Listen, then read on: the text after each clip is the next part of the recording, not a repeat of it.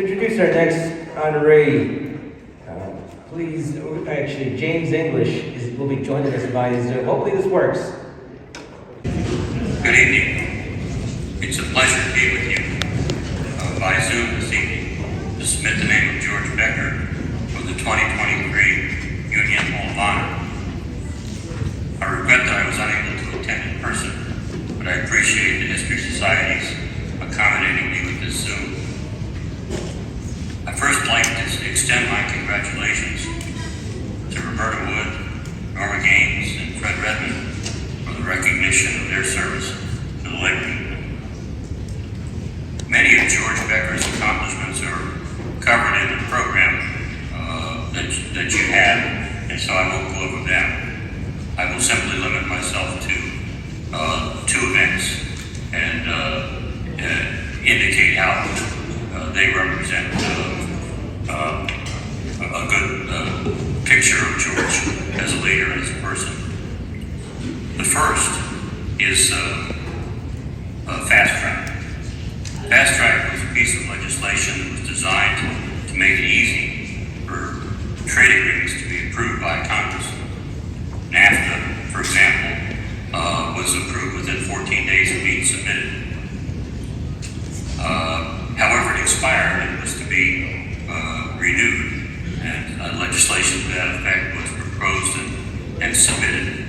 The labor movement opposed it, and many unions put out a great deal of effort to get it defeated. The Steelworkers was one of those unions. It generated 125,000 letters in opposition to it, and a fair number of rallies and lobbying visits and things of that kind. It became clear at some point in 1997 that Fast Track did not have the votes to pass, and thus it was withdrawn. Becker considered the withdrawal of Fast Track as a great victory, and to celebrate it, he had a poster made and printed and sent to the locals. The key thing about that is that the poster began with the words, "You derailed Fast Track." He could have said, "We derailed Fast Track," but he said "you," and he did so intentionally because he wanted to make it clear to the activists in the union that their effort mattered, that their effort had been responsible for this great victory. The second incident that I want to mention is also a legislative one, and that was the attempt to deal with the tremendous surge in imports in the steel industry, foreign imports, by proposing a piece of legislation that would have set quotas on the amount of steel that could come into the country. The effort to get that done began in 1999 in the House of Representatives. That actually passed by a 2/3 vote, but in the Senate it ran into a lot of opposition, and in fact there was real question as to whether or not it might pass. Senator Rockefeller, who had been the sponsor of the bill, was convinced that he had the votes to get it passed, and so on a particular day in 1999, a vote was held with a lot of steelworkers down in Washington attending rallies, and at about noontime, they went over to a hotel near the Capitol to watch the vote on C-SPAN. And that's when the festive mood turned to gloom, as one senator after another who had committed the steelworkers voted against the bill. By the time it was over, only 42 senators had voted for it. The gloom in the room was palpable.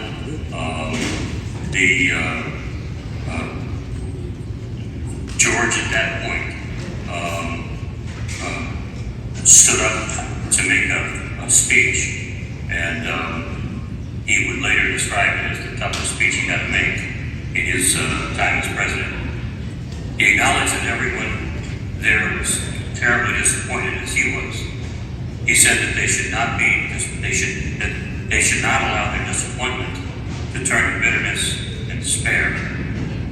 He said that they should not lose track of the fact that that they put forth an enormous effort against the opposition of the President of the United States and his entire administration, the entire leadership of the Republican senatorial party, and an army of DC lobbyists.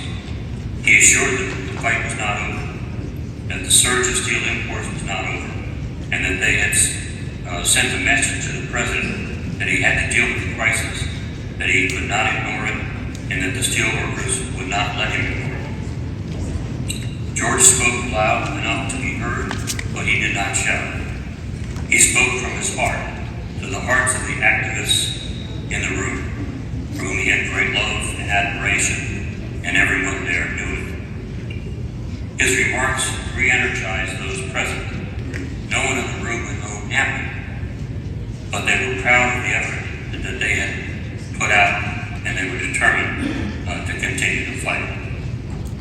George developed thousands of activists within the union and cherished them through his entire presidency, and it was that ability to develop activism within the union that, to me, is the hallmark of his presidency, and one reason why I would highly recommend his admission into the 2023 Union Hall of Honor. Thank you very much.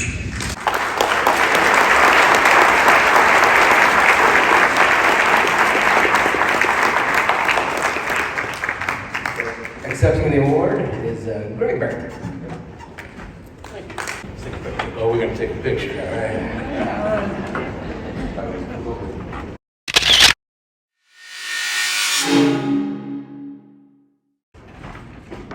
Jim, thank you for those kind words.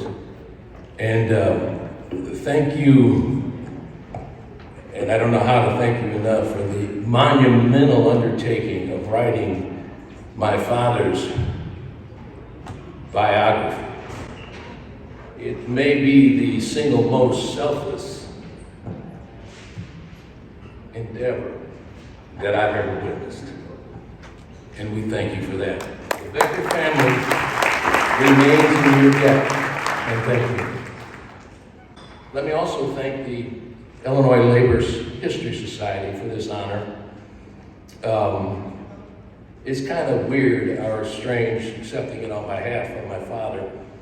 It robs me of any opportunity to be full modest on his behalf, because that's just not merited. But I think it's important that an organization like this pauses midstream among the struggle to remember leaders of the past whose accomplishments are many and still felt, and whose achievements carry on because we're never truly gone if we are remembered. And for that, you have my thanks, the gratitude of my family, and let me just say on behalf of my father and my family, my wife, Becker, the legend, that we do from the bottom of our hearts, thank you so very much. But let me say something else, and this is what I think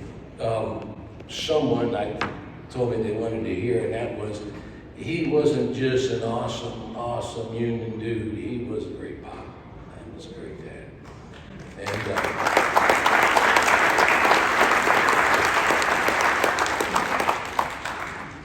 you know, my earliest recollections of my father were that he was in the union. And as such, so were we to some extent, not unlike the life of an Army family. I knew first and foremost, my dad was in the union. What my dad do? My dad was in the union. He was all in from day one, from when he came out of the Army. He went to Dow Chemical, became a grievance chairman, then became a president, and then took him out on strike. To the end.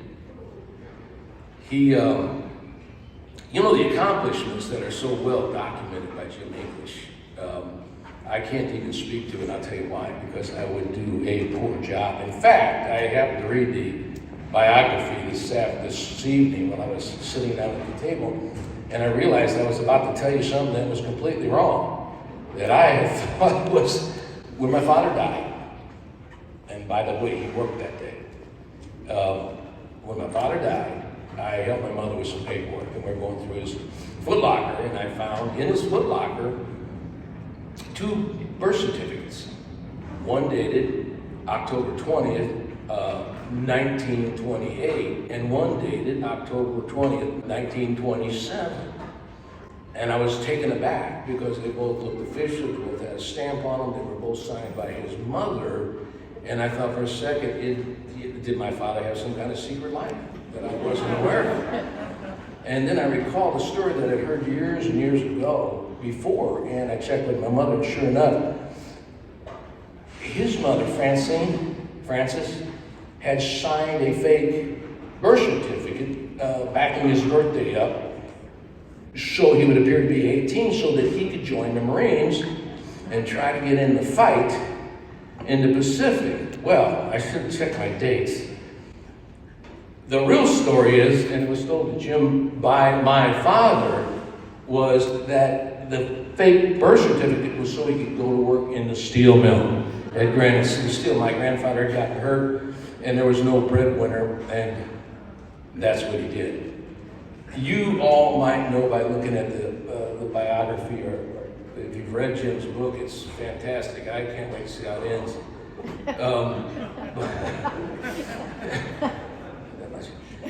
His passion in life was motorcycles. I have a picture of him. I wish I'd have submitted. I had a picture of him standing on the seat of a Harley, what they call a 74 overhead cam, with a big saddle seat on it, like Rebel Without a Cause. Literally standing on a seat, and they would lock down their damper, their steering, and it would go straight, and they would surf down Monroe Avenue by the Air Products. So, he brought that into our family. I had my first motorcycle when I was 12. We were always working on some basket cake BSA or something, trying to put them together, trying to get them to run. And that continued throughout our lives. My brother, Joe, who's passed, and is a couple years older than me, and then later Matthew, were able to enjoy motorcycle riding with him, up to and including our last trip, when we went on the Lewis and Clark Trail, from which he came from Pittsburgh, which is where Meriwether Lewis, somebody help me, which one was it? Lewis started in Pittsburgh and came down. I met him up in St. Louis, and we drove the Lewis and Clark Trail to Seaside, Oregon. Now, his cancer had metastasized at that time, but he's first one up. I was the one that had to say, I give 400 miles is too damn much on a Harley. I was the guy that had to, and then Becker find us a hotel room. Thanks to America, they let the cell phone. It was, what a time, what a trip, what a memory. He always took time to take us on vacations. He was just a square dealer. I thank you very much for this. I'm very proud of this. I'm sure my father would be extremely proud of this. Thank you.